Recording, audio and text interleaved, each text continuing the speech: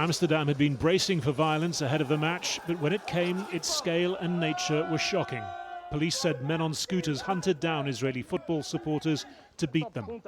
One person kicked while prone, apparently unconscious. This for the children! For the children! This man forced to say, "Free Palestine." Free Palestine now! Free Palestine! Say free Palestine and we go! As was another from the middle of a river. Free Palestine! Good! This man telling his attacker, "I'm not Jewish," and beaten anyway. And we saw a lot of demonstrations, a lot of people running. It was really terrifying. They were ready exactly in the places, strategic places, with bat, with a knife. The Dutch Prime Minister with this reaction from Hungary.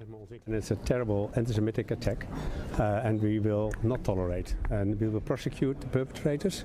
And I'm deeply ashamed that it could happen in the Netherlands in 2024. The violence followed 36 hours of tension, much of it seemingly stoked by Maccabi Tel Aviv supporters. Police said some attacked a local taxi driver on Wednesday, damaging his vehicle, as well as ripping down and burning Palestinian flags.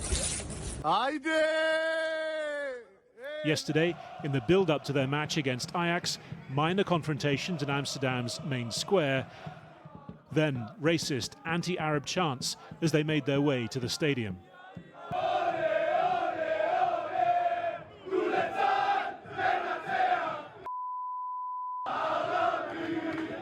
Amsterdam's mayor, though, laying the blame with what she called hateful anti-Semitic criminals and banning all public demonstrations for 3 days.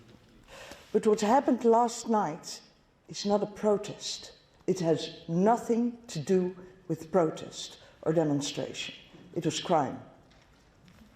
Israel's Prime Minister monitoring the latest and invoking a dark past. Tomorrow, 86 years ago, was Kristallnacht, an attack on Jews just for being Jews on European soil. It's back now. Yesterday, we saw it on the streets of Amsterdam. Netanyahu ordered, then stood down military aircraft to fly Israelis home. In the end, they arrived on commercial flights. I wake up my son, and we put a Brazil flag on our bag, because don't understand that we are Israeli. And we take Uber to the other side of the hotel, and we go to the airport. For them to be running into rivers, to be kicked while defenseless on the floor, to be trying to suggest and beg people to believe that they're not Jewish, that's very, very sad times for us all, given the last year that we've had to experience. Maccabi's fan base has a history of racism. Fans filmed here beating a pro-Palestinian activist in March in Athens. For some, reason to push back on the narrative that anti-Semitism alone was at work last night.